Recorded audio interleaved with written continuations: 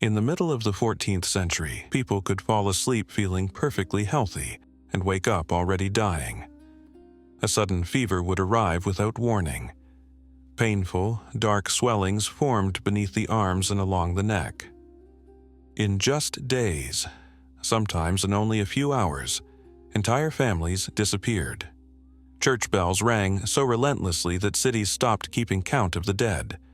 Graveyards overflowed, streets grew silent, and across Europe, one terrifying question echoed again and again. Was this the end of the world? What no one understood at the time was that they were witnessing the deadliest pandemic in recorded human history, one that would erase up to half of Europe's population and permanently reshape civilization itself. Before we continue, subscribe to Andrew Restores History. On this channel, I use AI tools to reconstruct historical events, bringing lost worlds, forgotten cities, and vanished lives into view so we can better understand how the past shaped the present. This catastrophe became known as the Black Death, and once it began, there was no way out.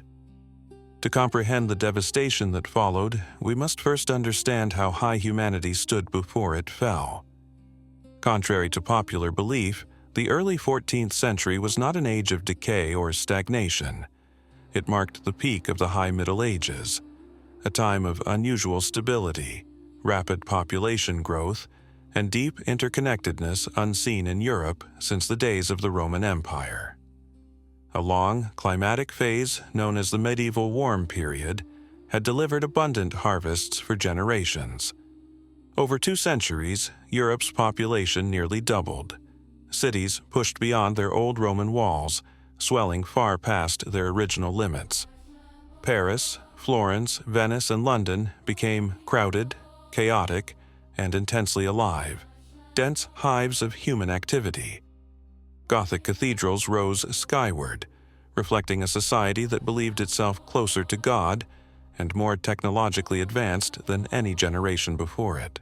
More importantly, the world was connected. A merchant in Venice could purchase silk that had crossed the entirety of Asia without ever leaving trade routes protected by the Mongol Empire, the Pax Mongolica. This immense network, the medieval equivalent of a global web, carried spices, gold, ideas, and technologies across continents at unprecedented speed. It was a thriving, confident, optimistic world. Yet that same connectivity carried a hidden danger. The caravans and ships that delivered wealth were also preparing to unleash the greatest disaster humanity had ever faced. The foundations for a global catastrophe were already in place. This society, strong on the surface, was about to confront an enemy it could neither see, understand, nor fight. And the origin of that apocalypse lay thousands of miles from the stone streets of Paris, in the vast, wind-swept steppes of Central Asia, most likely in regions that today lie within modern Kyrgyzstan or northern China. This was a land of stark contrasts, endless grasslands stretching to the horizon, winters that cut like knives, and summers that burned without mercy. In this environment, an ancient biological force had survived for thousands of years, Yersinia pestis. It was a bacterium of brutal efficiency, long embedded in the ecology of the steppe, circulating among burrowing rodents such as marmots and ground squirrels. For centuries, this pathogen existed in a fragile but stable balance with its animal hosts, far removed from dense human populations. That balance broke in the 1330s. Climate historians point to a period of environmental strain, possibly a devastating drought followed by intense rains, that destroyed the rodents' food supplies and destabilized the ecosystem. Starving and displaced, infected rodents moved closer to human settlements, carrying their fleas with them. Somewhere along the Silk Road's trading outposts, the disease crossed the invisible boundary between animal and human. The first victims likely had no idea what was happening to them. High fevers set in, vomiting followed. Then came the agonizing swellings of the lymph nodes, the buboes, that would later give the plague its name. In the medieval world, official news traveled slowly, but whispers of catastrophe spread faster than caravans. By the early 1340s, fragmented and terrifying reports reached the ports of the Mediterranean. Merchants spoke of entire societies in the East collapsing, of pestilence and rains of fire that had emptied regions of India, Tartary, and Mesopotamia. Europeans heard these stories with a mixture of dread and emotional distance. They were tragedies, yes, but distant ones, unfolding in foreign lands. Some saw them as divine punishment for unfamiliar beliefs. There was no concept of germ theory, no understanding that the spices flavoring their meals had traveled the same routes as the force that would soon kill them. The geographical turning point of this story lies on the Crimean Peninsula, extending into the northern Black Sea. There stood the city of Kaffa. This was no ordinary town. It was a fortified, immensely wealthy colony of the Republic of Genoa, and a vital link between Asia's overland trade routes and the Mediterranean's maritime highways. Behind its towering stone walls lived Italian merchants, Armenian traders, and a diverse mix of peoples, all guarded by disciplined Genoese crossbowmen. In 1346, Kaffa came under siege. The armies of the Golden Horde, a successor state of the Mongol Empire led by Khan Jani Beg, encircled the city. Skilled in defense and supplied by sea, the Genoese held out, and the siege dragged into a brutal stalemate lasting months. Then, a silent enemy entered the Mongol camps. Crowded living conditions and poor sanitation turned the besieging army into an ideal breeding ground for the bacterium they had unknowingly brought from the east. Soldiers began to die, first by the hundreds, then by the thousands, their bodies blackening with gangrene before death took them. The Mongol army was collapsing, not under enemy fire, but under the weight of biology itself. Watching his forces disintegrate and defeat closing in, Jani Beg made a decision that would alter history. In a calculated act of psychological and biological warfare, he ordered the corpses of plague-ridden soldiers to be hurled toward the city using trebuchets. For several days, the sky above Kaffa became a weapon, raining human bodies onto the city below. Genoese defenders watched in disbelief as plague-ridden corpses shattered across rooftops and crashed into crowded market squares. The psychological shock was overwhelming, but the biological consequences were immediate. Bacteria spread through bodily fluids, while fleas fled the cooling corpses in search of warm, living hosts, slipping unnoticed into the city. The fortress that had resisted armies had now been breached from the inside. Panic swept through Kaffa. Wealthy Genoese merchants quickly understood the truth: the city was lost. They turned to the one advantage still left to them: the sea. 12 Genoese galleys, packed with refugees, goods, and unseen stowaways, quietly left the harbor, passing the collapsing Mongol camps and setting course for home. The ships moved through the Bosphorus, past Constantinople, soon to be devastated itself, and entered the open Mediterranean. This sea was Europe's commercial bloodstream, a region of constant, rapid exchange. The fleeing vessels became floating carriers of death, stopping at major ports to resupply and unknowingly planting infection wherever they docked. The first major European city to fall was Messina, on the island of Sicily. When the Genoese ships arrived, dock workers rowing out to greet them were met with a nightmare. Chroniclers later wrote that most of the crew were already dead, their bodies decomposing on deck. Those still alive were feverish and incoherent, writhing in agony, their skin marked by black boils oozing blood and pus. Only then did Messina's authorities grasp the danger of what had arrived. Orders were given to drive the ships away, but it was already too late. The true carriers, the black rats common aboard medieval vessels and the fleas clinging to their backs, had already crossed into the city using the mooring lines. Messina became Europe's first test case, and it failed completely. The speed of the outbreak was staggering. The tightly packed living conditions of a medieval port city acted like fuel on fire. Within weeks, Messina's social order collapsed. Residents fled into the countryside, unintentionally spreading the disease deeper across the island. News of the Great Pestilence raced ahead, and other ports attempted to shut their harbors to ships arriving from the east. But medieval quarantine was porous at best. Profit often outweighed caution, and vessels carrying valuable spices could still bribe their way into port. By early 1348, Europe's great maritime powers were breaking apart. Genoa, the home port of the Kaffa ships, was ravaged. Venice, the queen of the Adriatic, stood on the edge of catastrophe.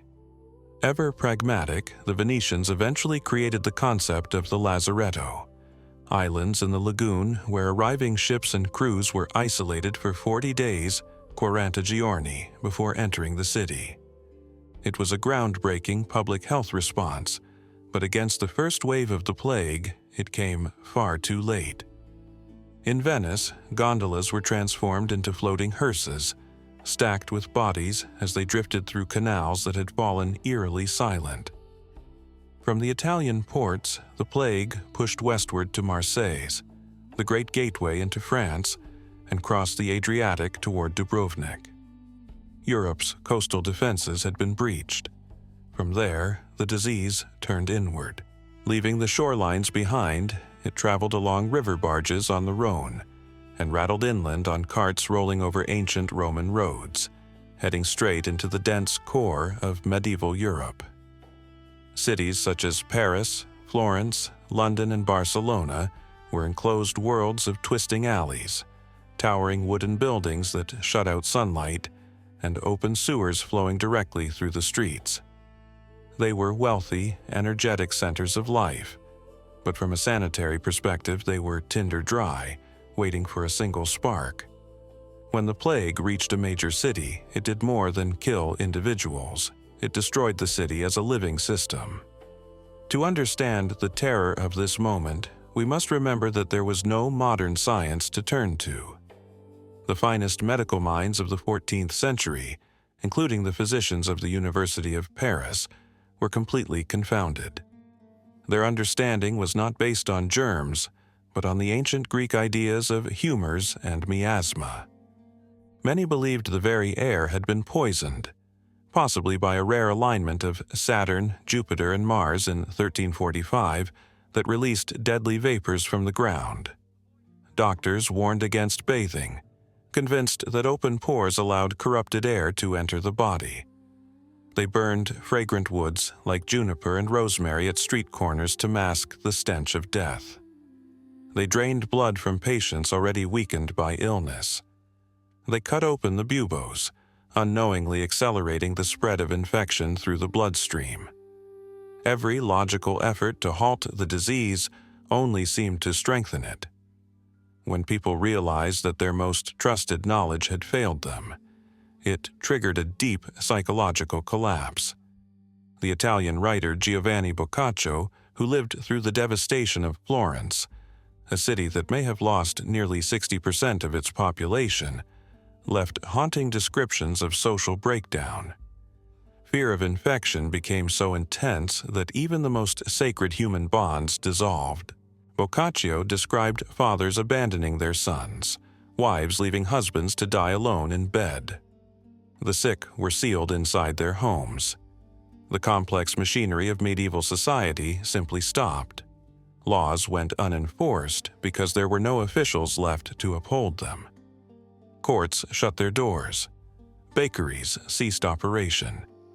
The familiar sounds of urban life, rolling carts, shouting merchants, constant construction, vanished, replaced by an oppressive silence, broken only by the endless ringing of church bells.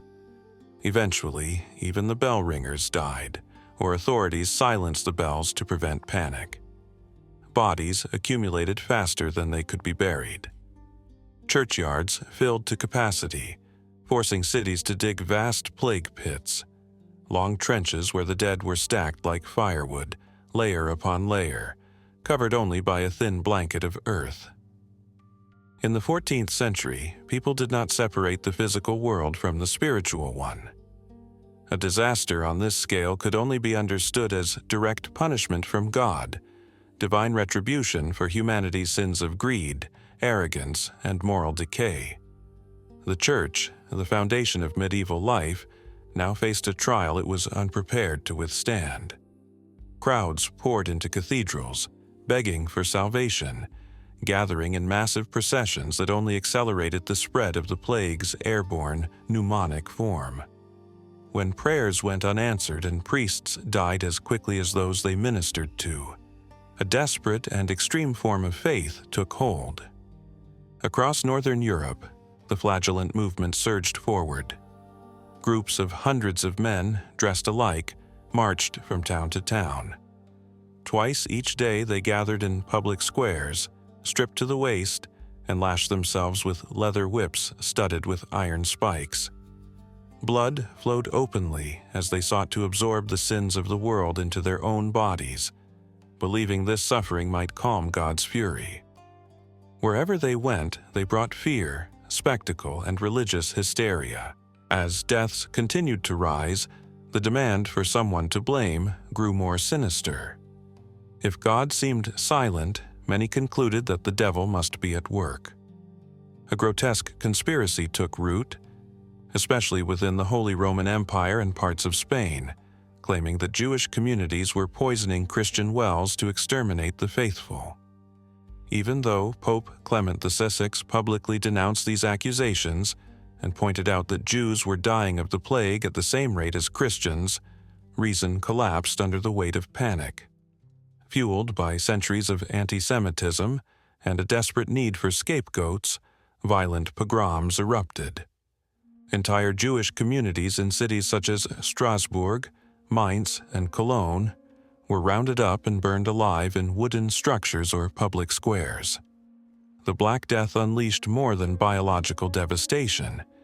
It exposed the darkest corners of human behavior. It is also wrong to see the plague as only an urban disaster. While cities served as its epicenters, nearly 90% of Europe's population lived in rural areas. The disease reached them as well, carried by refugees escaping cities and by wandering traders moving from village to village. In the countryside, destruction came more slowly, but its long-term effects were often deeper. Thousands of small villages, many now forgotten entirely, were erased from the map. The manorial system, dependent on a constant supply of peasant labor to sustain the lord's lands, simply collapsed. Chroniclers described haunting rural scenes, crops left to rot in the fields with no one alive to harvest them, herds of sheep and cattle roaming unattended, growing feral or dying from neglect after their shepherds perished. With human presence fading, wolves grew bolder, creeping ever closer to the settlements that still remained. The carefully ordered medieval world was slowly surrendered back to nature. By 1350, the plague had reached the far northern edges of Europe. Scotland, Scandinavia, and even the isolated settlements of Greenland, delivering a fatal blow to the Norse colonies there. It had scorched its way across the entire continent, from the warmth of the Mediterranean to the frozen lands of the north. By 1351, the first catastrophic wave of the Black Death finally began to exhaust itself. The bacterium had run out of easily reachable hosts. As the fog of death lifted, it revealed a continent permanently changed. The precise number of victims will never be known, but modern estimates suggest that between 75 and 200 million people died across Eurasia and North Africa. In Europe alone, as much as half the population vanished in less than 5 years.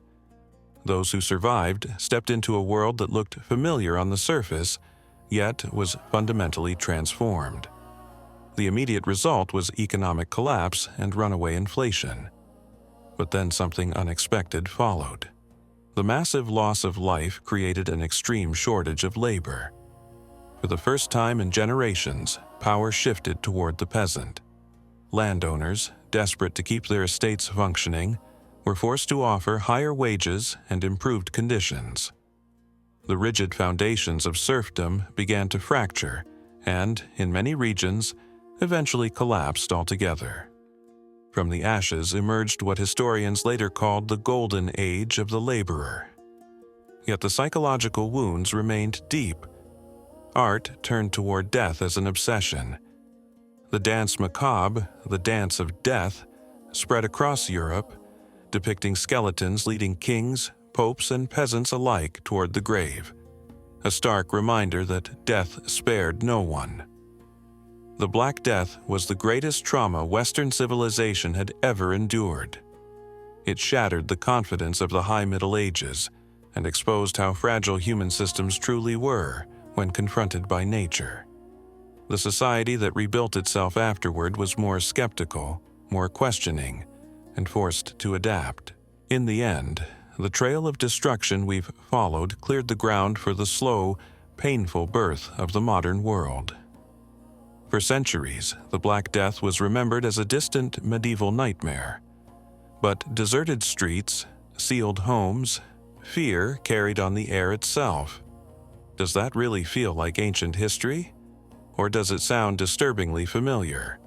The plague was a test of civilization, and history shows us that such tests have a way of returning. I'm Andrew, and this is Andrew Restores History, looking to the past so we can better understand the present. Together, we keep history alive. I'll see you in the next era.